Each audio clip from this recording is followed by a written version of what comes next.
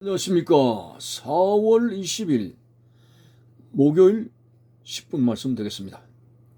성경 말씀은 누가복음 24장 18절에서 24절까지를 읽어드립니다.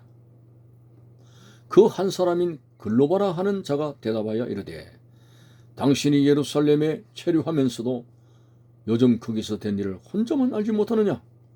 이르시되 무슨 일이냐? 이르되 나사렛 예수의 이르니 그는 하나님과 모든 백성 앞에서 말과 일에 능하신 선지자 이거를 우리 대제사장들과 관리들이 사형 판결에 넘겨주어 십자가에 못 박았느니라. 우리는 이 사람이 이스라엘을 속량할 자라고 바랐노라. 이뿐 아니라 이 일이 일어난 지가 사흘째요. 또한 우리 중에 어떤 여자들이 우리로 놀라게 하였으니 이는 그들이 새벽에 무덤에 갔다가 그의 시체는 보지 못하고 와서 그가 살아나셨다 하는 천사들의 나타남을 보았다 함이라. 또 우리와 함께한 자 중에 두 사람이 무덤에 가 과연 여자들이 말한 바와 같았음을 보았으나 예수는 보지 못하였느니라 하거늘. 아멘. 자, 계속해서 엠마오의 두 제자에 대해서 말씀하고 있는데 그 두 제자 중에서 한 사람의 이름이 나옵니다. 그 한 사람이 바로 글로바라. 이 글로바는 예수님의 육신의 아버지 요셉의 그런 형제입니다. 육신으로 말하면은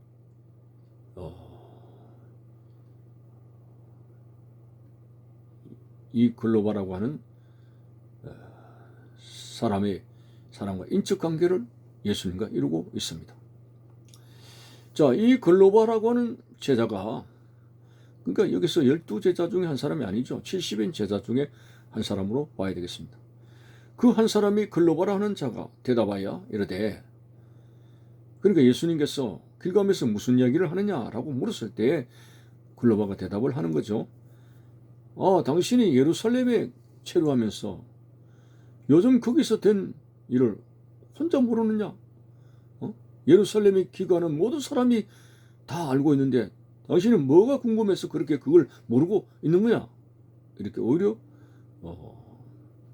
야단을 치는 그런 모습이 나옵니다.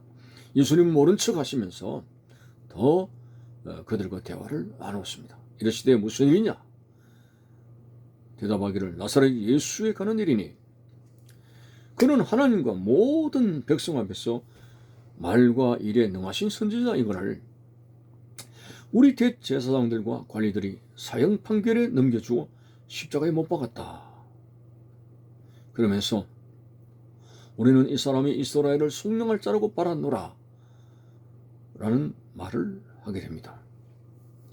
자, 오늘 안타까운 이 글로바를 비롯해서 엠마오에 내려가는 두 제자의 안타까운 모습이 한 두 가지로 나눠 설명하겠습니다. 첫째는 70인 제자 중에서 예수님의 그런 영성훈련을 받은 자고 살아계신 주님의 체험을 한 사람입니다. 둘씩 전도하러 보냈을 때에 체험했던 사람입니다.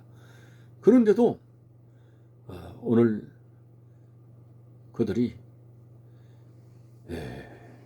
예수님에 대해서 참 이렇게 고백을 합니다. 그분은 선지자였다. 예수님은 선지자 중에 한 사람이 아닙니다. 굳이 선지자로 한다면 대선지자, 선지자 중에 선지자, 말씀을 전하는 자라는 거죠. 그러나 단순한 선지자가 아니죠. 예수님은 바로 그들이 기다리던 메시아입니다. 그런데 그들은 예수님을 메시아로 알지 못하고 선지자 중에 한 사람이다. 이렇게 말을 지금 하고 있고, 그리고 대제사장들과 관리들이 사형 판결에 넘겨줘 십자가에 못 박았느니라 하면서 그들이 말을 하기를 우리는 이 예수가 우리 이스라엘을 속량할 자라고 바랐다. 자, 여기서 오늘 두 제자의 참 안타까운 모습의 하나가 예수님을 메시아로 알아보지 못하고, 그리고 이스라엘 백성들의 그 당시에 육신적으로 로마의 속국이었습니다. 그래서 그들이 육신적으로 로마를 격퇴시키고 잘 살게 하는 메시아로, 잘못된 메시아를 가지고 그들이 고백하는 모습이 나옵니다. 그렇기 때문에 그들은 예수를 배반하게 되는 거죠. 우리 예수님은 죄가 들썩거리면서 죄가 간영한 이 세상 그대로 죄를 묻히고 있는 가운데에서 그들을 잘 살게 하기 위해서 오신 게 아닙니다. 우리의 인생의 불행의 근본은 죄입니다. 이 죄를 소통하시기 위해서 이 땅에 오셨다는 진정한 메시아의 의도를 그들이 모릅니다. 호산나 다윗의 자손이여 예루살렘에 입성하실 때 그 무리들이 그렇게 고함을 친 것도, 왕으로 모시려고 하는 의도도, 그분을 우리의 왕으로 모시면 이스라엘을 속량하게 되고 이스라엘 잘 살게 하고 이스라엘을 맹위를 떨치게 하고, 뭐 이런 인간의 입장에서의 어떤 나라의 부강함을 원하는 그런 모습들이 보입니다. 죄가 들썩이는, 죄가 간영한 이 세상을 위해서 온 것이 아니라 이 세상에 있는 죄가 간영하는 이 죄의 문제를 해결하시기 위해서, 그리고 영원한 도승으로, 죄가 없는 하나님의 도승으로 영원히 영생하도록 하기 위해서 이 땅에 오신 것을 그들이 알아보지를 못했다고 하는 것이 안타깝습니다. 예수님의 제자들도 그렇고 유대인들도 그렇고 성경의 메시아가 오실 것에 대해서 그렇게 선지자들이 예언하고 있습니다마는, 그 메시아가 어떤 관점에서 온다는 그 사실을 바로 깨달은 사람이 없습니다. 이스라엘의 메시아다, 이스라엘 사람만을 속량한다, 이스라엘을 잘되게 하신다, 육신적인 것으로 잘되게 하신다, 이런 관점에 갔다가 결국은 예수님을 십자가에 못 박도록 넘겨주게 된 오류를 볼 수가 있습니다. 우리는 결코 기복적인 신앙을 버려야 됩니다. 예수 믿는 신앙을 응용해가지고 이 세상의 부귀영화를 얻으려고 하는 수단으로 사용해서는 안 됩니다. 진정 주님의 대신 하나님의 나라를 향해서 오늘도 욕심을 비우고 하늘의 보물을 쌓고 하나님 나라를 향해서 나갈 수 있는 그런 자가 되어져야 된다는 걸 우리는 알 수가 있습니다. 두 번째는, 이들이 여인들을 통해서 부활의 소식을 들으면서도 그걸 믿지를 않았습니다. 오늘 본문에 보니까 22절에 보니까, 또한 우리 중에 어떤 여자들이 우리로 놀라게 하였으니 이는 그들이 새벽에 무덤에 갔다가 그의 시체는 보지 못하고 와서 그가 살아나셨다 하는 천사들의 나타남을 보았다미라. 여인들이 확실하게 부활의 예수님을 체험했던 그 증언을 듣고도 믿지를 아니했던 모습이 나옵니다.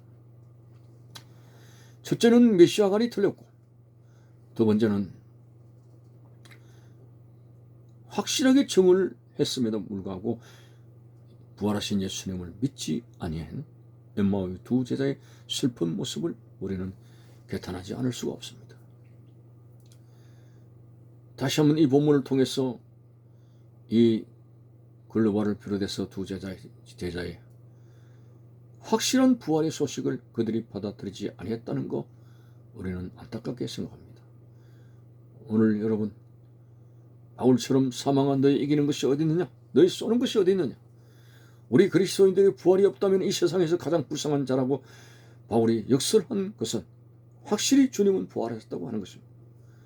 어떤 일이 있어 누가 뭐라고 부정적인 말을 해도 예수님은 살아나셨고 부활 성천하셨고, 천사들이 뭐랬습니까? 너희들이 본 그대로 하늘로 올려온 그대로 다시 오시리라 한 부활하신 예수님께서 이 땅에 다시 오실 것을 굳게 믿는 이 확신한 신앙 속에서 오늘도 우리는 지혜로운 다섯천년처럼 부활하신 예수님이 다시 이 땅에 오실 재림하신 예수님을 기다릴 수 있는 그런 깨어있는 믿음으로 살다가 마지막 때에